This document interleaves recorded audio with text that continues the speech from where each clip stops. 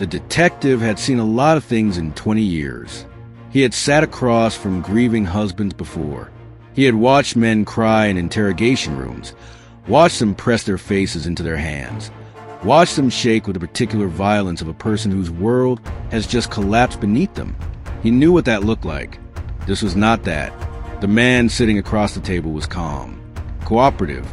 He answered every question cleanly, without hesitation, without the fractured syntax of someone thinking through genuine shock. His hands were flat on the table. His breathing was controlled. And when he spoke about his missing wife, her name, her habits, the last time he saw her, he did so with the measured steadiness of someone recounting something that had happened to a person he once knew. Not someone he loved. Not someone who was supposed to come home last night. Someone he once knew. The detective wrote this down without reacting. Then he stepped out of the room, walked down the corridor to where his partner was waiting, and said 4 words that would eventually connect 2 cases across 2 states and several years of silence. "I've seen this before." His partner looked up. "What do you mean?" The detective set down his notebook. "I mean, I've seen this man before. Not him specifically, but exactly this before." Neither of them spoke for a moment.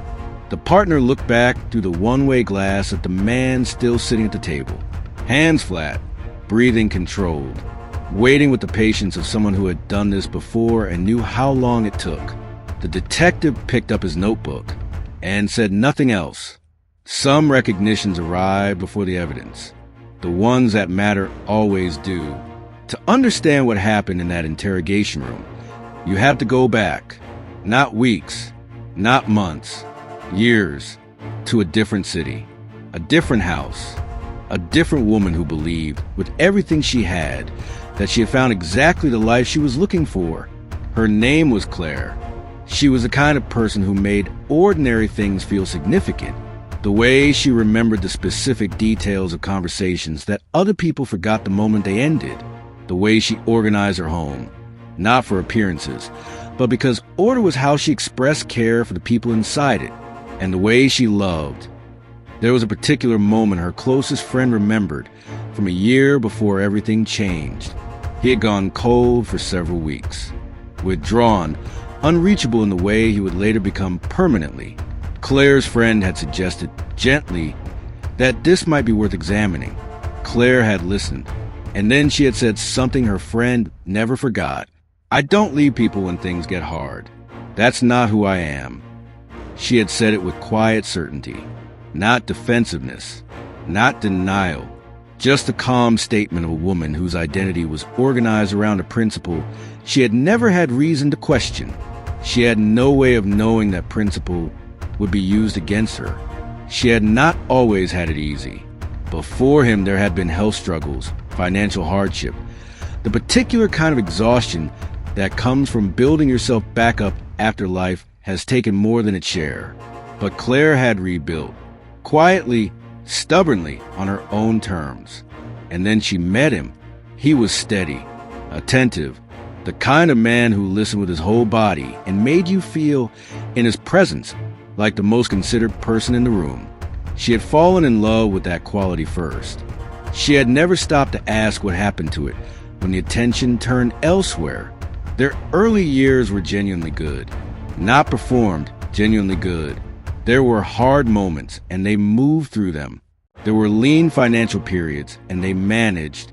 There was the ordinary friction of 2 people building a shared life from 2 separate ones, and they navigated it with the patience of people who believed what they had was worth the effort. And for a while, maybe for a long while, he believed that too. But there was something Claire said to her closest friend in the last winter of her life. Something quiet and uncertain, delivered in a particular tone of a woman who is not yet ready to name what she is sensing, but can no longer pretend she is not sensing it. She said, "I feel like I'm living with someone who has already decided something. I just don't know what it is yet."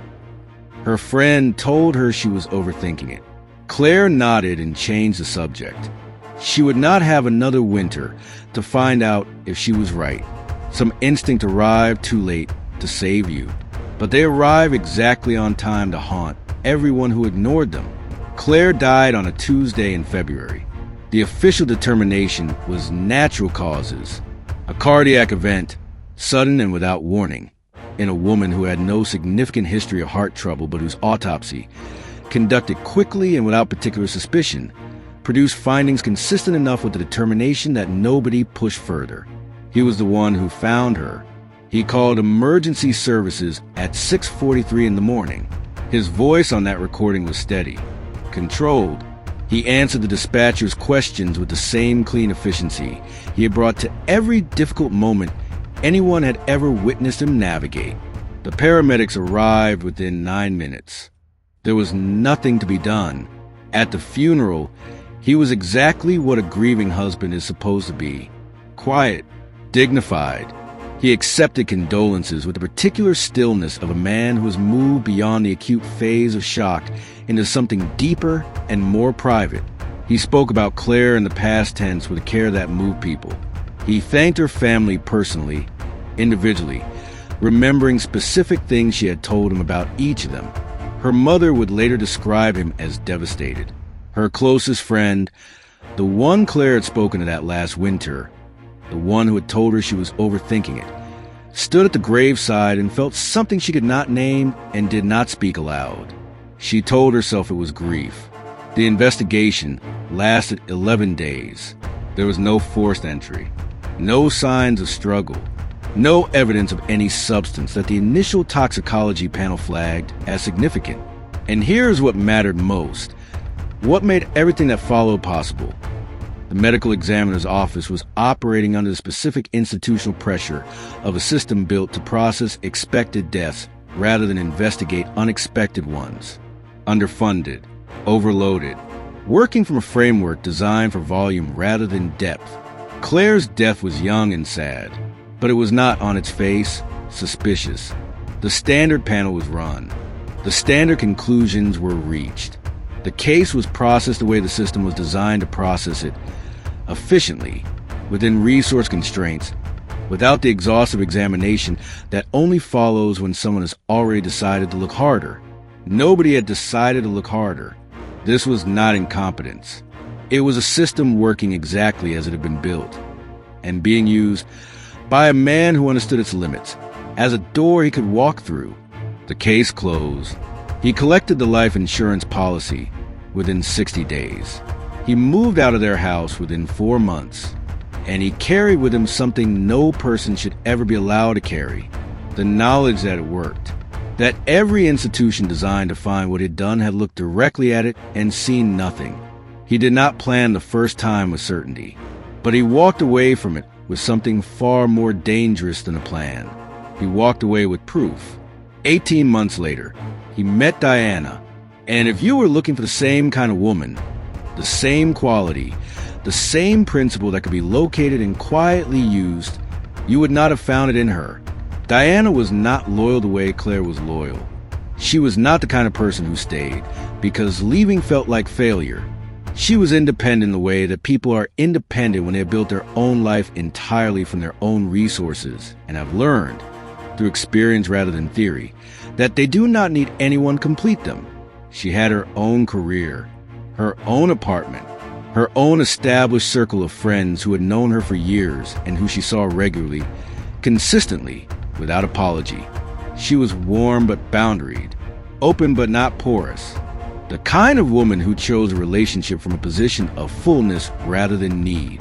She was, by every visible measure, the last person he should have been able to reach, which is precisely why she trusted him, because he did not come to her with need either. He came to her with steadiness, with patience, with the specific attentiveness of a man who seemed to want nothing from her except her company, who made no demands, created no pressure, and appeared content to let the relationship develop at whatever pace she set. She had been with men who needed too much, men whose love had a weight to it that eventually became indistinguishable from obligation. He was not that. He genuinely seemed like a person who had learned from loss. He told her about Claire early, honestly, with a quiet grief that felt real because it had enough specific detail to be real, and had emerged from it with a clearer sense of what mattered. She respected that. She let him in. Their first year together was the kind of year that makes a person believe they have finally found a version of love that does not cost more than it gives. Easy, reciprocal, built on two people who had enough separately that they chose each other freely. Her friends liked him. Her family approved. She was, by her own account in messages to her sister during that first year, happier than she had been in a long time. But happiness, for the person experiencing it, has a specific blindness built in. It does not look for what is underneath. It does not audit what it has been given. It is accepted. And underneath what Diana had been given was a man running something he had run before, waiting with the patience of someone who already knew the route, for the moment the road became familiar again. The most dangerous trap is the one that feels like freedom right up until the door closes. It started with the mornings. In the first marriage, there had come a point where he stopped being present at breakfast. Not absent, present, but present the way furniture is present, occupying space without participating in it. Claire had noticed and filed away under stress, under the ordinary distance that accumulates between two people moving through a difficult season. In the second marriage, the mornings changed first. Diana noticed he stopped making eye contact over coffee. The easy conversation that had defined their early months was replaced by something thinner. Exchanges that functioned like communication without containing any. He was there. He was just not there. She filed it away under stress. Then came the money. In the first marriage, he had begun moving finances quietly. Small redirections. An account Claire did not have full visibility into. Bills she had previously shared access to were gently, gradually migrated into his name alone. He had framed each change as administrative simplification. Easier this way, less confusion, I'll handle it. And Claire, trusting the person she loved with the architecture of their shared life, had accepted each explanation without examination. In the second marriage, he began suggesting their finances be simplified. Diana resisted. She had her own accounts, her own credit history, her own financial independence she had spent years building. She said this clearly. He nodded and did not push. He waited. Then the phone. In the first marriage, there had been a period when his phone became a private object. Screen down, taken to other rooms, answered in lowered tones that stopped when she entered. Claire had asked once. He had given her an explanation that was technically plausible, and she had accepted it because accepting was easier than the alternative. In the second marriage, Diana noticed the phone first. Screen down on the kitchen counter, taken to the bathroom. A new password she had not been given. She did not file it away. She held it, turned it over in her mind the way a person turns over something they have not yet decided what to do with. Her instincts, sharpened by experience, unburdened by the loyalty that kept Claire explaining things away, were telling her something that her love for him had not yet given her permission to hear. That resistance was new. That resistance was different, and in a pattern that had run once before without interruption. The presence of a woman who did not simply accept and explain was the one variable he had not fully accounted for. 3 signs. 3 echoes of a marriage that had already ended in a cemetery, playing out in a different house with a different woman, but in the same sequence, at the same pace. The pattern did not care that Diana was different.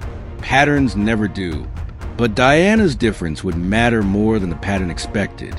It was an ordinary Wednesday. Diana had worked late.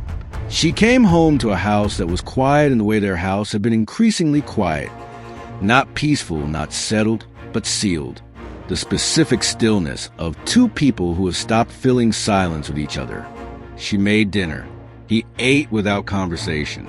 She asked him something ordinary about his week, about a plan they had discussed, and he answered in the clipped, sufficient way he had been answering everything for weeks.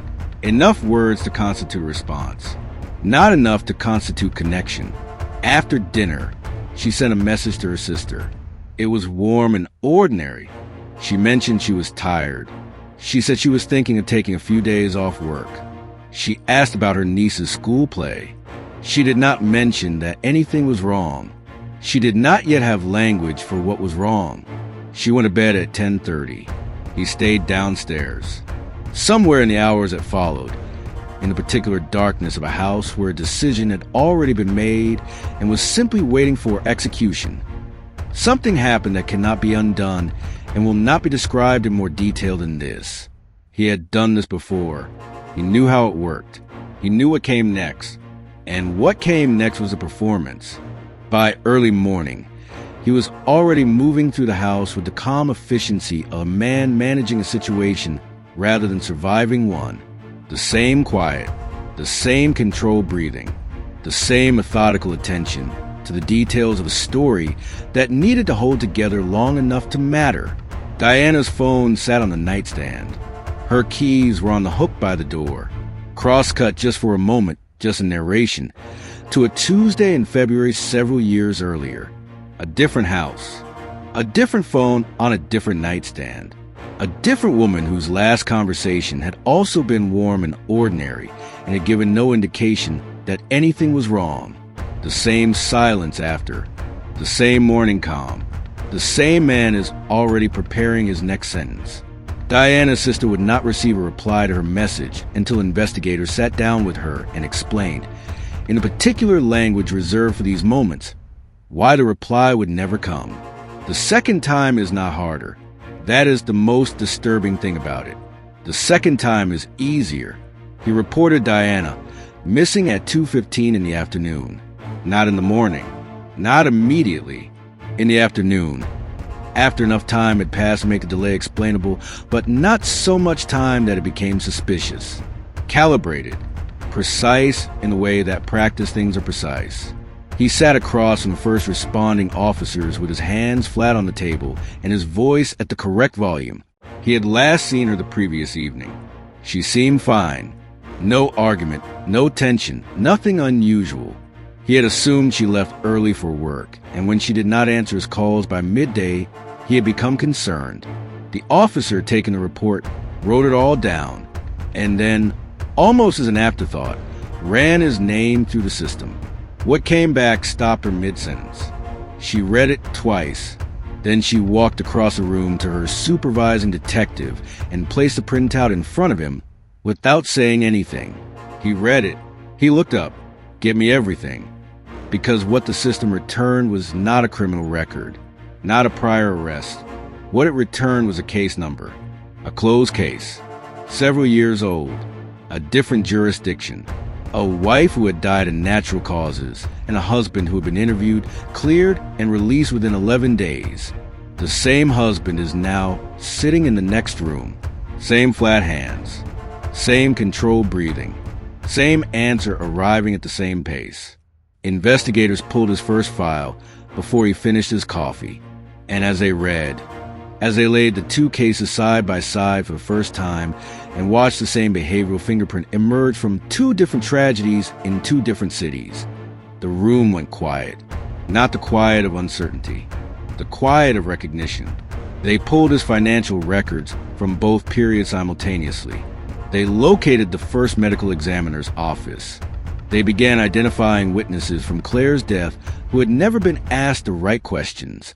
And they made a decision, deliberate, strategic, and cold, that they would not move until they built something that could not be dismantled. They had one chance to close both cases at once. They were not going to waste it on a performance he had already survived before. Two cases, two women, one man, and a pattern so precise it was almost a signature. They did not arrest him immediately. That is the part that requires patience to understand. They had suspicion. They had a pattern. They had the specific professional instinct of experienced investigators looking at two cases and seeing one hand behind both of them. But instinct is not evidence. Pattern is not proof. And a case built on behavioral similarity alone would not survive the scrutiny it would eventually face. So they watched. They let him continue the performance for 72 hours while they worked both cases simultaneously, pulling financial records, re-examining the first autopsy, locating witnesses from Claire's death who had never been asked the right questions, building the evidentiary architecture that transformed suspicion into certainty. What they found dismantled everything. The financial records from the first marriage showed a pattern of quiet consolidation in the months before Claire's death.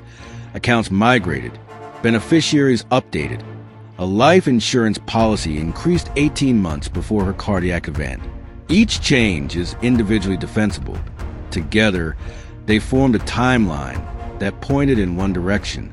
The first autopsy was re-examined by a forensic pathologist, working without time pressure. Her findings were careful and specific. The supplemental report she produced was accepted without dispute. Claire's death had not been natural. On the morning of the fourth day, they brought him back in. He came voluntarily. Cooperative widower, concerned husband, man with nothing to hide. He sat down, arranged his hands flat on the table, looked across at the lead investigator with the same measured steadiness he had carried through 2 crimes and years of silence. The investigator placed a single photograph on the table between them, a page from the financial records, a beneficiary update, dated 14 months before Claire died. He looked at it. Something happened behind his eyes that was not quite a fracture and not quite a calculation. Something between the two. The first visible seam in a performance that had been running, without interruption, for years. His hands, flat on the table, moved just slightly, just once. But they moved. The investigator said nothing. Let the silence run. Stage 1 arrived carefully. Limited admissions. He acknowledged financial planning. He acknowledged distance in the marriage. Each word chosen the way a person chooses steps across uncertain ground, testing weight before committing. Then the investigator placed a supplemental autopsy report beside the financial record. 2 documents, side by side, together forming something that neither one contained alone. He looked at the financial record. He looked at the autopsy report. His eyes moved between them once, and the careful choosing of words stopped.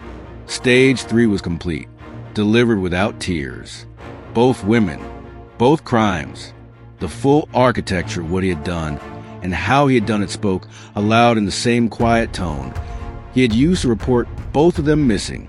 The investigator who had said, "I've seen this before," for days earlier sat in that room and listened to the entire thing without writing a single word. He already knew the performance in the same way every performance ends. Not with a dramatic collapse, but with a man running out of room and deciding, finally, that the truth costs less than the alternative. After the confession, investigators went back to the beginning, not to build the case. The case was already built, but because there is a specific obligation that falls on the people who finally understand what happened to go back and find the moments where it could have been seen. Not to assign blame, to bear witness, to give the women who did not survive the dignity of being fully understood rather than simply mourned. They found Claire's friend first, the one who had stood at the graveside and felt something she could not name, the one Claire had spoken to that last winter, the conversation about the man who seemed to have already decided something she could not identify. Investigators sat with her for 3 hours. She answered every question with the careful precision of a woman who had been living with guilt for years without knowing she had anything to feel guilty about. She said, "She told me something was wrong, and I told her she was overthinking it. I have thought about that every single day since." They found the messages next. Claire had been a careful keeper of her own interior life, not in a journal, not in anything formal, but in the accumulated record of honest conversations conducted over text with the people she trusted most. Investigators read those threads in their entirety. What they found was not a woman who had been oblivious. It was a woman who had been accurately, precisely reading a situation that nobody around her had the framework to validate. She had written 8 months before she died, "Something has shifted and I can't explain it. He's here, but he's not here. I keep waiting for it to go back to how it was." 6 months before she died, I asked him directly last night if everything was okay, and he said yes and smiled, and I believed him. And I don't know why I believed him, because everything in me was saying something different. 3 months before she died, I think I've been explaining things away for so long that I don't trust my own instincts anymore. Maybe that's normal. Maybe that's just what long relationships feel like. She was not imagining it. She had never imagined it. She had been living inside the early stages of a plan already formed, reading its effects with the accuracy of someone paying close attention, and being failed systematically and visibly by every framework available to her that should have told her what she was reading. The therapy she had briefly attended had focused on her anxiety rather than its source. The friend she confided in had normalized what should have been escalated. The instinct she had almost trusted had arrived with enough clarity to save her and been dismissed in the same conversation. She had known, not everything, not the destination, but the direction, and the detail that stayed with the lead investigator longer than confession, longer than the financial records, longer than the supplemental autopsy report, was this. In her final weeks, Claire had begun quietly researching divorce attorneys. She had not contacted any of them, but she had been moving, slowly and privately, in the direction her instincts were pointing. She had almost made it. She was not a woman who failed to see the danger. She was a woman who saw it clearly and was not given enough time to act on what she saw. He was convicted on 2 counts of first-degree murder. The sentencing was conducted on a Thursday morning in a courtroom that had been quiet since the early hours, filled by the time proceedings began with the families of both women, Claire's and Diana's, seated on the same side of the room. They had spoken before the hearing, in a corridor outside the courtroom. 2 families who had never met found each other with the immediate recognition of people who had been shaped by the same loss. They did not need introductions. They did not need an explanation. They simply sat together in particular intimacy of shared grief and waited for a consequence that could not give them back what they had lost, but could at least formally name what had been taken. He received 2 consecutive life sentences without the possibility of parole. The judge's words filled the courtroom, and then the room went silent, and he was let out with the same flat expression he had carried through police interviews and missing persons reports and a polygraph and a confession and a trial. The performance, it seemed, had nowhere left to go, and yet it continued, because for a man like this, a performance is not a response to circumstance. It is simply who he is. Claire's friend gave a victim impact statement that the courtroom received in complete silence. She said that Claire had known.